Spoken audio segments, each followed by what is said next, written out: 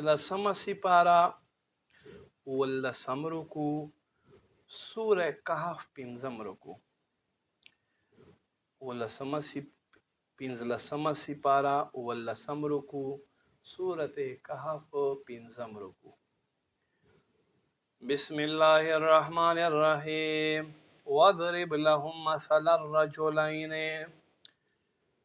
اے محبوب دوی ته بیان کا مثال د دوه سړیو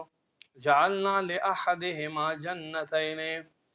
یو د دې دواړو کې چې و هغه لره مونږ ګرځولي دوه باغونه من اعناب د انګورانو وحففناهما بنخل او مونږ دا هیر چاپیره پټ کړی په کجورو سره وجعلنا بینهما زرعا او مونږ د دې په منځ کې پټي ایښودي وو کلتا الجنتین آتت اکلها پس دا دواړه باغونو چې خپله میوه راوړه ولم تظلم منه شیئا او څه کمای په میوو کې ونه کړلو وفجرنا خلالهما نهرا مونږ د دې په منځ کې نهر روان کړو وکان له ثمر او دلره میوه فقال لصاحبه پس د دې باغ مالک وهو يحاوره په داسې حال کې چې خبرو کې ردو بدل کولو انا اکثر منک مالا واعز نفرا زلتا لمال او افرادو کې ډیر زیات یما ودخل جنته دا داخل شو خپل باغ ته وهو ظالم لنفسه په داسې حال کې چې په خپل ځان ظلم وکړو قال وما اظن ان تبيد هذه ابدا ما ته دا ګمان نشته چې زما دا باغ به کله فنا شي وما اظن الساعه قائمه او زه نه ګمان کوم چې قیامت په هم قایمیږي ولئن رددت الى ربي او کچیرته زه خپل رب طرف ته وګرځم لاجدن خيرا منها منقلبا په ګرځېدو سره به له دې نه غوره زه پیدا کړم قال له صاحبه اوید ته ملګری وهو يحاوره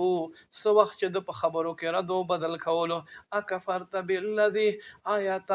انکار وکړو اغزاتنا خلقک من تراب چې ته پیدا کړای له خاورنا ثم من نطفه به یو ناکاره وبونه ثم سواک رجلا به ټیک ته یو سړی کړی ولكن هو الله ربي لیکن واور اغزما رب دے ولا اشرک بربی احدا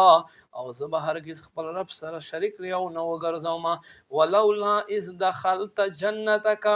دا سه ول نو شو سو وخت ته دنه کې د خپل باغ ته قلت تاب ول ما شاء الله اغه سکیږي چې الله خو خشي لا قوت نشته زور الا بالله مگر الله په مدد سره ان ترني انا اقل منك مالا وولدا کچیرته ته ما ته ګورې ازروی مال او ازروی اولاد لګ فعصى ربي پس زر دې چې زما رب ان یؤتیني خیرا من جنتک ما تبر اتاب کی غرد استال دے باغنا ويرسل عليها حسبانا من السماء او استاپ دے باغ باندې باسمان نا بجلی راخته کی وتصبح صعيدا زلکا پس تب اور ګرځيږي سره دا باغ بده وګرځيږي یو خالی میدان او یصبح ماؤها غورا یا په داسې حال کې به سحر کې چې اوبه بدن نشوي فلن تستطيع له طلبا هرگز به بیا دا تلاش نه کې واحيط بثمره او د میوه راګیر کړل شو فاصبح پس د وګرځېدو یقلب کفیه على ما انفق فيها خپل لاسونه مغل په هغه څه باندې چې کوم مال په کې خرڅ کړو وهي خاويه على عروشها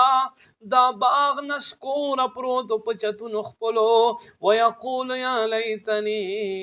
دوی هاي افسوس په ما باندې لم اشرك بربي احد چې ما خپل رب سره یو هم څوک شریک نه وګرځولای ولم تكن له فئه په دې وخت کې د لرنو لخر ينصرون او چې د مدد کړه من دون الله الله نه علاوه وما كان منتصرا او نو دایدم بدل اخیستلو قابل هنالك الولايه لله الحق په دې زیاده خبره کولاویږي چې ټول ریختونه اختیار الله لره دی هو خير ثوابا وخير عقبا اغه بهتر ثواب ورکون کئ او بهتر انجام ترسون کئ دے.